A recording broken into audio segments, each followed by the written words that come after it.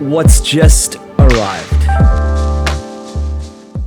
2020 has been a strange year, I'm not gonna lie, but I think for gamers, we've actually had a lot of survivability that a lot of people haven't had. We've been able to play and socialize with games online, play in Discord, hang out with friends, experience our hobby inside while a lot of people who have hobbies outside couldn't. I saw those Surfers protests. But now we've got new consoles at the end of the year. And right now, as embargo lifts, you guys are gonna see this. I'm dropping this video immediately. We've got the Xbox Series X and the Xbox Series S. It's tough for me to pronounce because there's a lot of I don't know what the S sound is. It's like, and they're two different consoles, but don't be fooled. They're consoles that play the same games.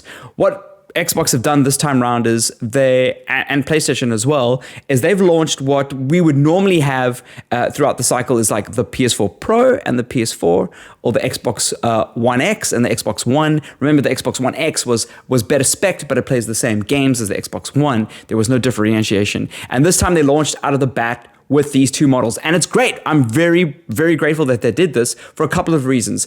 The Xbox Series X, which is the big boy in the range, 4K, 120 FPS, like this is a beast, a terabyte of storage. This launches at 11,999.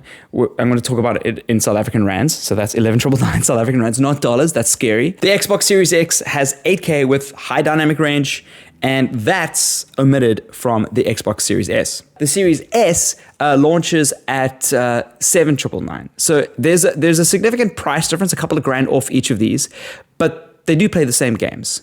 There's just a few differences. The differences in the Xbox Series S is that we've got a 512 gigabyte hard drive. We've also got, it's like 2K at 120 FPS. It doesn't go all the way to 4K. That's fine. And I think for the most part, a lot of people are going to opt in for the Series S because of, firstly, its price point, and secondly, because not everybody has the TVs that can display a 4K 120 FPS signal. One of the first things that I was really confused about when these things launched was how are they going to get 120 FPS on my TV? I play with like 240 hertz monitors on my live streams. Hit me up on Twitch so you guys can see that. And without a PC monitor, how are we going to get this? But both these consoles are using something called HDMI 2.1. And HDMI 2.1 carries that signal to 120 hertz, and you need a TV that can support that. So if you have a 4K 120 hertz TV, it's probably a TV that you bought this year. If you bought one of the latest models, then you're going to get the full extent of the Xbox Series X. And if you are planning on buying one of those TVs, then maybe the Xbox Series X is something you will invest in now to get the full benefit of later. But I know a lot of people are cash strapped. It's been a really tough year. I know we spent all our money on Steam. Check out the Xbox Series X and don't let it let the GIMP stats or like the specifics like hold you back. This really is a really incredible console. The fact that it's got 2K gaming, a lot of people don't have TVs that go up to 2K. They only got like 1080p, which is just full HD, which is a lower resolution than 2K, are still going to see the benefits of the console. And even now, I play my games on my PC at 1080p to get the most frame rates out of it. But the fact that you can do 120 FPS at 2K and still potentially upgrade your TV and still get like the benefit of the frame rate is still valuable. And for you at home, you might not really care if you want to see that frame rate or not. The people that are going to care are the people that are going to be playing Call of Duty competitively or Fortnite competitively. You want to get the most frames. You want to get the best panel so that you can compete the best. This is the boy to get. This one is the boy to get if you want to get, I don't know why they're boys. I don't know why they're boys. They're just the objects. They don't have a gender. This one is the one to get because it's quite well priced and really affordable, and plays all the same games. The one thing is that it's got half a terabyte of storage. This has got the full terabyte. A lot of games are coming out that these massive file sizes. As you know, I think Call of Duty is sitting at like 200 gigs at this moment, which is What are they doing? What are they doing? That is a lot of hard drive space. So you can maybe install Fortnite and Call of Duty on this guy, but there is a storage expansion slot on the back. On the back, you've got an Ethernet port, you've got 2 USBs, you've got an HDMI out, which obviously is the HDMI 2.1, you've got a storage expansion slot, and you've got a power slot. One of the things that I've seen other people that have done unboxings that they haven't mentioned, which I really, really like, it's a quality of life improvement here, is that they've nearly got like Braille on the back.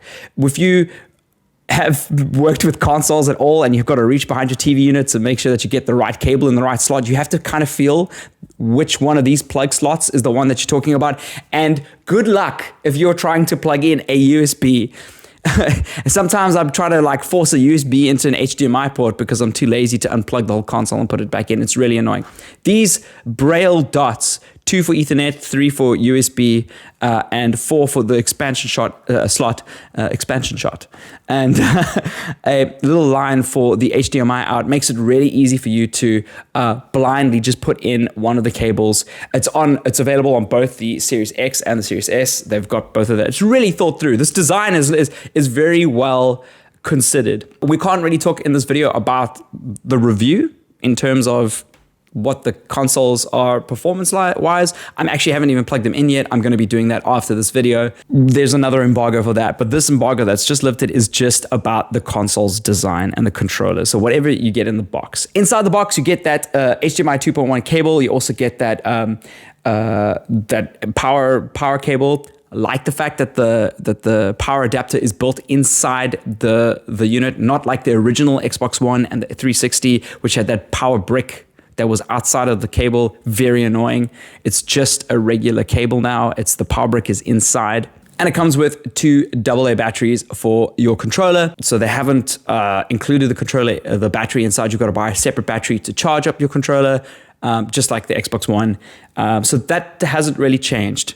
But that is quite nice. I wish they included that battery inside the box, because I like charging with USB. And by the way, this charges with USB-C this time around, which is really cool. One thing that's missing inside the boxes is a USB-C cable to the controllers. I know that the original Xbox One didn't have their USB one that came with the controller. You have to, as far as I know, you bought the battery pack and it came with the battery pack. That is kind of an annoyance because sometimes you just want to cable it in even if the batteries are dead. But there's so many USB-C cables lying around because we've got phones that use USB-C. Sorry, iPhone users, but because of those cables lying around, you should be able to just plug it in and you're good to go. Design-wise, with the Series X, it's quite big. It's not as big as the PlayStation 5. I think you've seen comparison shots, but I really like it. I really, really like it. I've actually always liked it. So when people were going on about it looking like a fridge and going on, it's like, I like minimal design. I like square, hard cut edges. I'm not a huge fan of like rounded stuff. Form follows function, as Le Corbusier said. It reminds me a little bit of the, I don't know if you guys remember the Mac Tower, that PC, they used to, I think they called it, it was like a Mac Pro that had like a funnel inside and everything, the motherboard was around the center and the fan funneled all the air through. There is a big fan on the top and they've painted little green like things inside, like a green like color accent inside, which is cool. But the air flow goes straight through the console from the top to the bottom, or from the bottom to the top. I'm actually not sure which direction, but this whole top part is literally an air vent. It can be laid on its side. There are feet built into the side of the box. They're quite discreet, so if you have it put up as a tower, you won't really notice the feet. I know some people don't like feet like that. You want them removable because if you do put it up vertically, you don't want it to look disgusting. But it's really, really built in discreetly, which is really cool. And I like it. I really like it. It looks like it belongs. I like the fact that it's got this little floating plate underneath it as it's standing up vertically that just gives it a little bit of elegance. When I saw the pictures, I thought it might rotate. It doesn't. It's not like a hinge that rotates, but it is nonetheless very cool. The other thing with the Series X that's different, than the Series S that I didn't mention is the fact that it's got a disk drive and the Series S doesn't have a disk drive. And you can see the disk drive on the front. So if you are planning on buying physical discs, this is the only console to buy. You can't put your physical discs into the Series S. And if you've got older games with discs that are backwards compatible on the Xbox One, you're going to need to get the Series X to read those discs. The Series S is significantly lighter, and for that particular I actually really like it. I'm really in love with the white controller that comes with it, like really in love with it. They have like put in a ton of texture. I hope this stays white. It probably won't. That's the one thing about white controllers. They look sexy, but they can get dirt on real quick. Don't eat and play video games at the same time, or eat something that you can use a fork with, and don't get that fork dirty. That's actually a trick that I have. Cereal is a good one too. So I really like this controller. It's got a lot of texture, both of them. Let me talk about both the controllers right now. It's got a lot of texture on the back. It's really subtle. Listen. It's really nice. It feels really cool. And the texture has been extended to both the left triggers, the triggers and the bumpers at the top. The triggers mostly have the texture. The bumper has a little bit of texture, so you can rock between the two. They also have included a share button, so that's something that you may or may not have noticed the first time you saw pictures of this. So I would like to see how the share button operates, but I assume it operates the same as like sharing a clip that you would on when you had to hold the home button in. It's really light, and the form factor is way more discreet than the Series X, and it can also sit on its base or vertically upright, and I like both. I am not a fan of this speaker grill though. I know a lot of people, I think some reviewers were like really going on about the speaker grill, and I'm not a fan of it. I know that it's also an air vent, so it should be blowing out air through it, but they've really went in and made a huge dark accent. It's just like this big it looks like a speaker. If I buy an Xbox, a brand new launch Xbox, I want it to look like like a really expensive brand new device. But that's it. Like, a lot of people do like it. I'm just like a little bit fussy. The front though, this is hot. I love the black accent buttons. I love the minimalism. I love the hard edges again. I'm like a massive fan of it. So I just wouldn't put it up vertically if I could avoid it. I would just keep it down flat. In fact, it's so low profile, I'm gonna be using this one in my studio for the live streams. And I'm probably gonna just keep this on the desk because it's so chilled. I actually built shelves for the old consoles, and there's no need for that with this one. So that concludes the unboxing of the different Xboxes. Let me know what you guys think. Are you picking up? Have you pre-ordered? I know that there's more stock of the Xbox than the PlayStation 5, but are you thinking of getting either one of these, or are you thinking of going PlayStation 5? This is a debate that we're going to have. I actually would love to do a video on it, and maybe I should put up a poll somewhere. If you like this video, please hit the like button. It really helps me out a lot, and I'll see you guys in another video. Cheers.